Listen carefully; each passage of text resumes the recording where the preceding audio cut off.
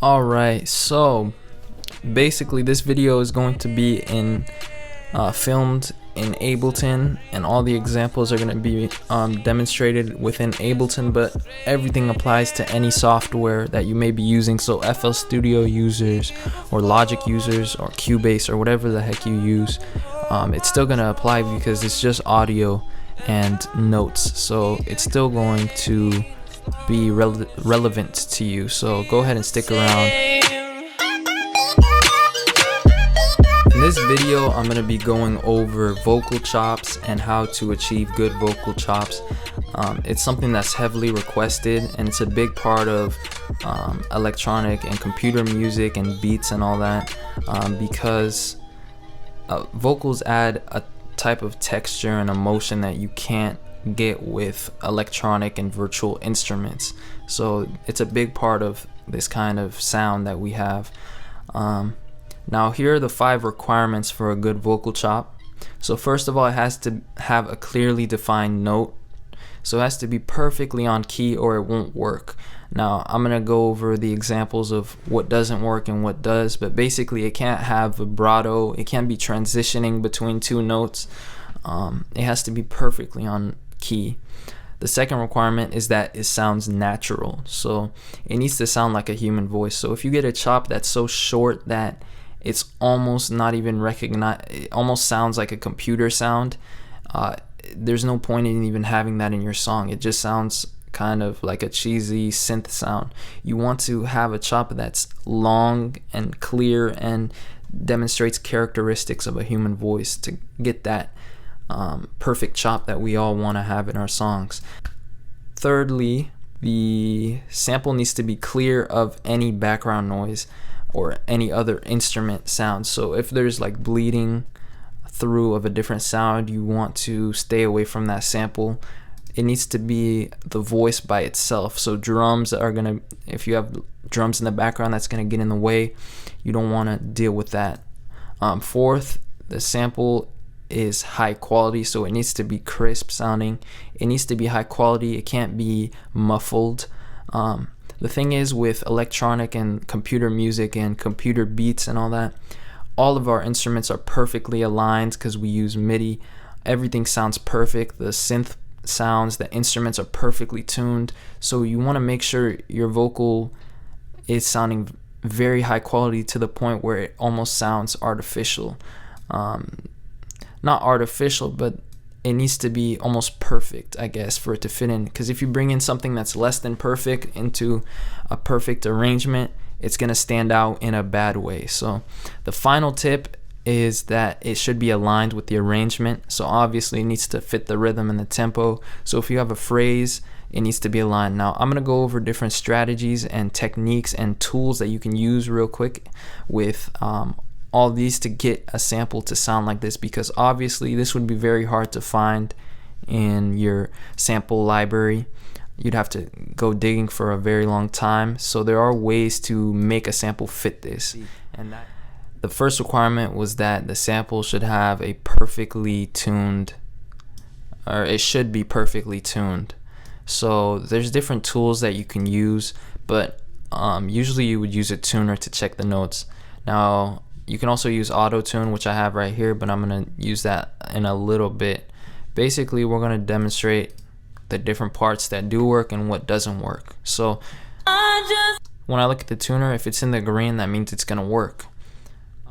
Also keep in mind that it needs to sound natural. So if the part where it's in the green is too short, then it's or it doesn't sound good, it doesn't sound it doesn't have the characteristic that you want, then it's not going to work. But in the green means it's good, and if it's in the red, there are ways to tune it, which I'll show in a second. So that part would work right there, wherever it's green.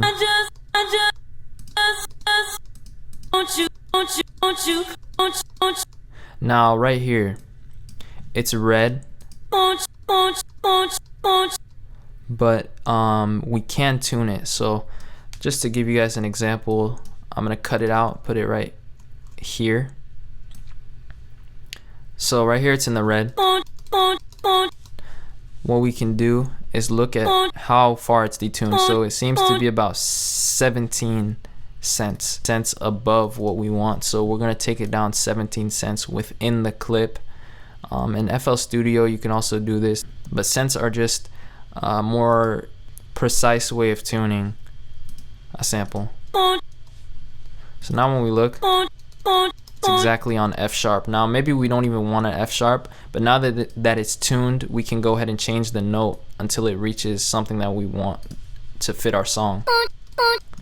So maybe we want a B flat, or if we want a C, we take it up one more. Oh, sorry, two more to get a C. But it really depends on your song at that point. Now we can tell that it's a little bit detuned even more, so let's go maybe to -20. And there we go. So now you have a perfectly tuned sample, and you would use this within your song. Basically, the next two requirements are that the sample is clear of any background noise, and it needs to be high quality. Now this sample right here is an MP3.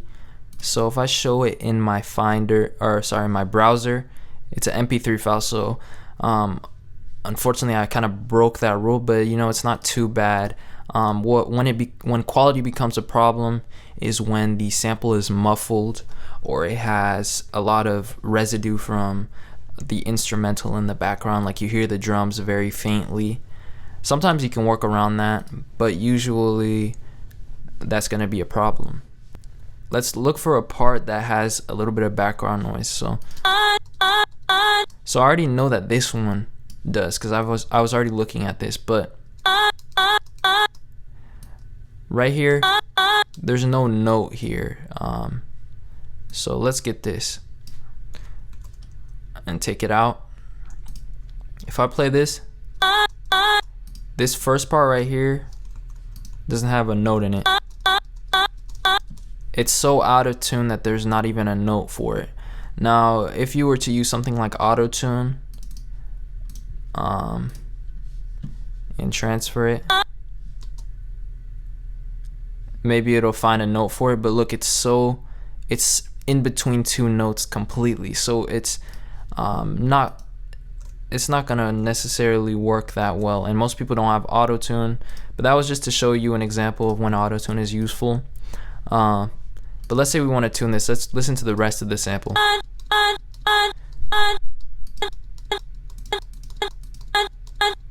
So it seems pretty on tune, but this first part we want to get rid of it, because again, we don't want any noise. When it's so out of tune that it's not contributing anything to the song, that's when it doesn't need to be there. So what you can do is actually add a fade, and it gets rid of that noise and actually kind of makes it more soft. It maintains that natural sound. It sounds natural still, because we have that vocals noise in the still there, but it's being faded in, so it's not so prominent. And now we could go ahead and tune this to, let's tune it to a C again, like the other one. Now I feel like there's a different note in here, so this is when something like auto-tune would come in handy. You can just look at this, and right here we see that, let me zoom in real quick, we see that it's kind of going into the B. So if I get the pitch drift tool, I can bring that transition down to an acceptable level.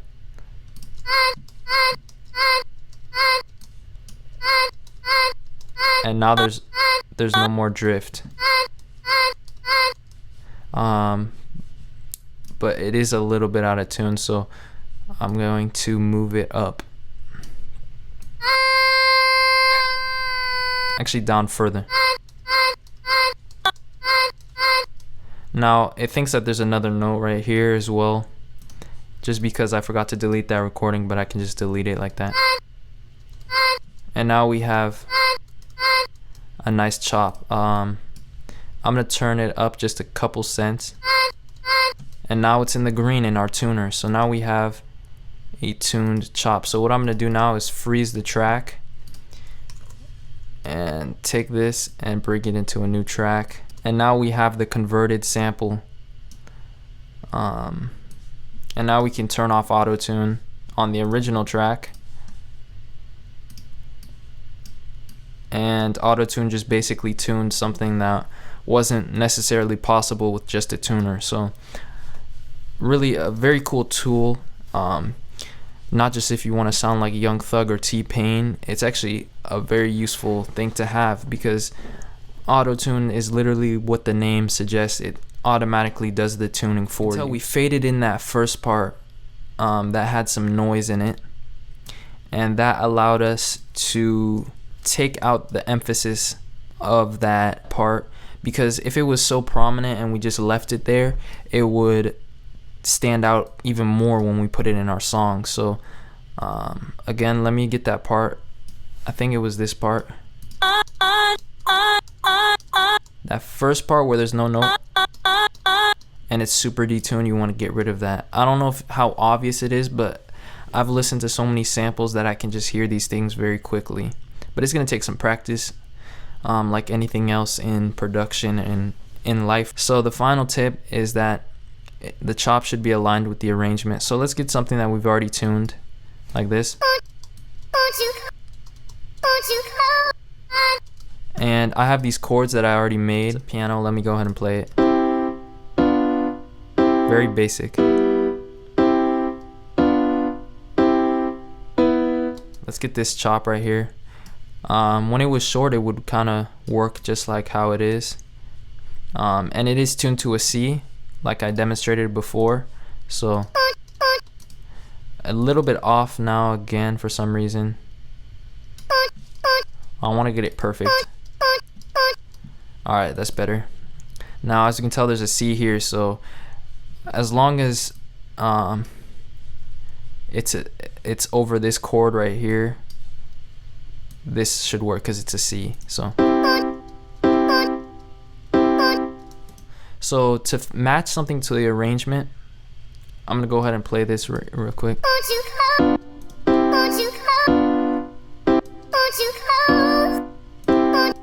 So now I'm not sure if the notes even work, but at least we want to arrange this in a way where it's actually aligned. So what I'm gonna do is I'm gonna hit warp. Now there's different ways to do this in different programs, but in Ableton, this is why I love using Ableton. You can literally just arrange things this way and align them. So if you look up top right here, as I move this, it's gonna actually move everything in real time. And let's make this into complex.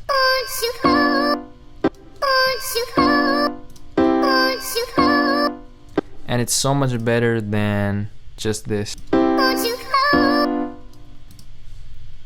because when you warp it, it's going to have the exact timing that you want. So I mean, that was a little bit of a rough kind of example, but I hope you guys could kind of see what I'm talking about at least, and hopefully that helps with your vocal chops. Again, remember these 5 tips, and you can literally just try to find a sample that has all these kind of characteristics and it will work. But most of the time we hear cool things that we want to add, but it's gonna fit some of these but not all of them. So hopefully those tips helped you kind of try to find a workaround different problems that you may encounter.